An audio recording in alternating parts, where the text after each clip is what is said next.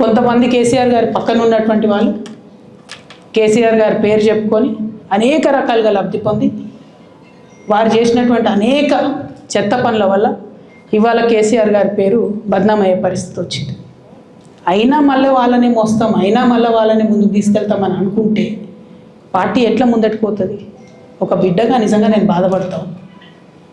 ఇవాళ 5 సంవత్సరాలు ఇరిగేషన్ మంత్రిగా చేసినటువంటి హరీష్ రావు గారిది మేజర్ పాత్ర లేదా దీంట్లో?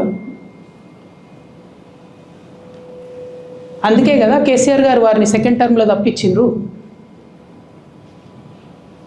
ఈ మొత్తం కాళేశ్వరం ఎపిసోడ్లో కేసీఆర్ గారికి మరక అంటిందంటే 2-3 వ్యక్తులు కారణం.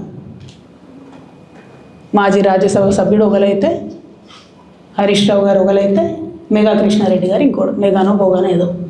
ఈ పెద్ద పెద్ద కాంట్రాక్టర్లు అందరితో కుమ్మక్కై కేసీఆర్ గారు ప్రజల కోసం ఆలోచన చేస్తే, నీళ్ళ కోసం ఆలోచన చేస్తే, వీళ్ళు సొంత వనరుల కోసం, డెవలప్మెంట్ కోసం, ఆస్తులు పెంచుకోవడం కోసం ఆలోచన చేసి ఇవాళ మీ వల్ల రేవంత్ రెడ్డి లాంటి వ్యక్తి, తెలంగాణ ఉద్యమానికి సంబంధం లేని వ్యక్తి, కేసీఆర్ గారి కాలి గోటికి సరిపోని వ్యక్తి, ఆయన నిలబడి కేసీఆర్ గారిని చేయెత్తి చూపించి కేసీఆర్ గారి మీద సిబిఐ ఇవాళ నేను వేస్తా అని చెప్తున్నాడంటే కారణం ఎవరు దీనికి?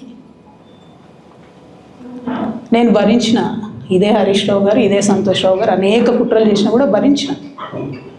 నా మీద ఓపెన్గా మీడియా మిత్రులందరితో రకరకాల మాటలు చెప్తే కూడా నేను భరించిన. నా పర్సనల్ అటాక్కి నేను ఎప్పుడు కూడా వాళ్ళను ఇంతవరకు పేరు పెట్టి పిలవలేదు, మాట్లాడలేదు. ఫస్ట్ టైం చెప్తున్నా. నేను ఎందుకోసం చెప్తున్నా? కేసీఆర్ గారికి ఈ వయసులో సిబిఐ ఎంక్వైరీ ఏందండి? ఎందుకోసం ఆ కర్మ పట్టింది? ఎందుకు భరించాలి? ఇటువంటి వాళ్ళని చూస్తూ ఎందుకోసం ప్రొటెక్ట్ చేసుకోవాలి? బీఆర్ఎస్ పార్టీ తమ్ముల కోపం రావచ్చు, కానీ వాస్తవాలు చేదుగున్నా అప్పుడప్పుడు మాట్లాడుకుంటేనే, మందు తీసుకుంటేనే ఆరోగ్యం మంచిగా అవుతుంది.